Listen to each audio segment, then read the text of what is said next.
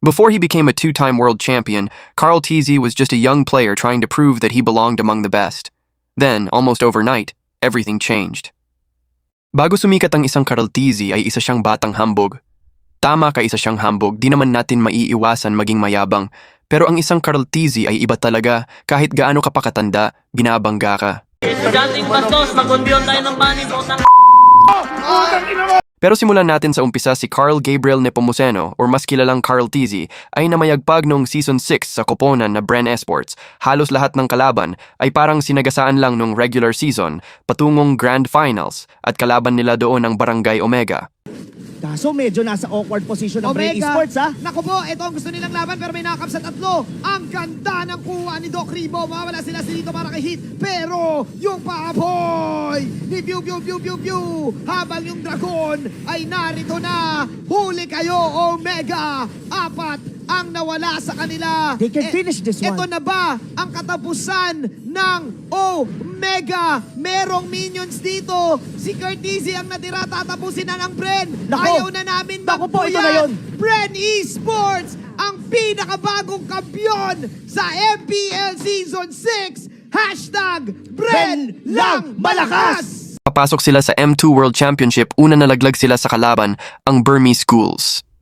Papang ang ating kupunan patungo sa lower bracket. At nakapag-savage nga si Carl Tizzi gamit ang Lancelot at doon siya tinawag na Child Prodigy.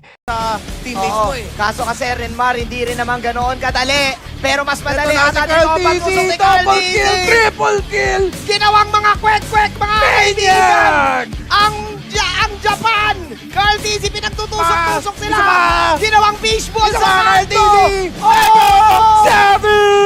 Pagkatapos niya gumawa ng pangalan, nakalaban nila ulit ang Burmese Schools, ngunit sa Grand Finals Game 7 at nanalo ang ating bansa. MPL Season 7 first downfall dahil sa kadahilanan na lumaki ang kanilang mga ulo o yumabang sila agad-agad silang bumagsak galing sa tuktok ng karangalan. Ang run nila noong Season 7 ay hirap na hirap nag-struggle sila katapat nila kagaya ng Execration and Onyx PH. May mga moments nga na feeling nila, sila pa rin yung champion nung regular season. Nung dumating nung playoffs, nilaglag sila ng Omega sa lower bracket. Tapos binugbog lang sila ng Blacklist International sa lower bracket. Nandito na sila Venus at Wais sa kanilang Ube Strat. From champions, naging 4th place lang sila that time. Same ng Season 8, walang improvement, real talk to. May point pa nga na may kapalitan siya, si Malik Jungle din ang role niya eh. Alam naman natin na ayaw ni Carl Tizzi na may kapalitan, kaya umalis siya. Season 10, umalis si Carl Tizzi from Bren to Echo. Naghalimaw ang isang Carl Tizzi nung season. Inagasaan nila lahat ng humarang hanggang umabot sila ng Grand Finals. Makakakuha na sana ng trophy si Carl Tizzi after M2 World Championship pero nakalaban nila sa Grand Finals ang Blacklist International. Nandito sila Venus at Wise o mas kilalang V-Wise. Alam naman natin na walang nakakatalo sa kanila. Ngunit sa laban ng Echo, dumikit ang laban. Kahit paano Echo Express ay nagbigay ng magandang laban sa score na 4-2. Again, hook lang muna ng Eto Bren. na! Pinag-pass. Sakto sa tatlo, pero papasok. Haji. Carl Tizzi is down. Very cute is down as well. Pero may bawi inside na Echo. Lalaban pa rin sila. Pero sa pantalon dito ni Ohe. Ohe with that double kill. Sanford. Sanford is alive. Klarong-klaro, ang shield ng Reyna ay itinaas at pinalagpag at ang tatlong heroes ng Echo. At sabi ng Blacklist, wala ng Lord. Fake Lord lang yun. Dahil gusto na namin tapusin ang laban na to. Paparating na ang mga aesthetics ng Blacklist International. Si Rani Torres sa may middle lane. Cold Altar is there as well. Merong minion wave. Ang pagpupugay sa kampiyon ng MPL Season 10. Dumating ang World Championship M4, halos eto na ang paghimagsikan ni Carl Tizzi. Pero kay Sanford ako dito, totoo lang, lalo na yung lapu, pero tuloy natin yung kwento. Sa group stage, bumalagbag nila lahat ng kupunan, 3-0 ng score, wala silang talo. Pero nung dumating nung knockout stage, nakaharap nila ang Onyx ID, nandun ang isa nating kababayan si Kyrie. Naglaban ang Onyx ID at Echo, nanalo ang Echo sa score me 3-1. Ito na Grand Finals na, ang kalaban lang naman ulit nila ang Blacklist International. V-Wise sila ang tumalo sa kanila sa MPL PH.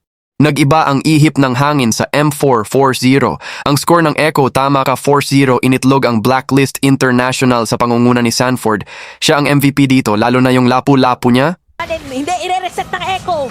Si Edward talaga ang plano nilang kunin. Si Wise dito maaari di maipit. Andun na nga yung sape pero hinatak ata ni Sanford papunta doon sa mga kampi. At ang plano niya talaga pre kunin si Filipino Sniper. Oheb is out. I repeat, Oheb is out. Echo ngayon na nagwawala. Kukuha pa ata sila ng isa na force na yung flicker doon ni Haji. Pero walang plano dito yung Echo na bitawan pa. Eto na ang inaantay ng Echo. Wise is down para din sa Blacklist International. Walang mingin way para sa side ng Echo. Pero meron magmamarcha doon sa may top lane. Matagal nagharap ang ating mga teams. This time around Echo ang preparado dahil inhibitor na rin sa top lane ay si Rana.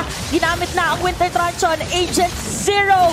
Agent Zero is down. Mawala ng immortality. Makakadepensa ba? Kailangan ng brilliance dito para kay Benny Cutie. Habang yung minion wave sa may middle lane. Ako na patay para sa side ng Blacklist International. Pero bibigilan ni Haji, the KDA machine. Buhay pa rin ang side ng Blacklist. And it is what it is. As Echo will go for the tower lang. Sigaw mga orca. May part 2 pa to sana. Nagustuhan nyo, salamat.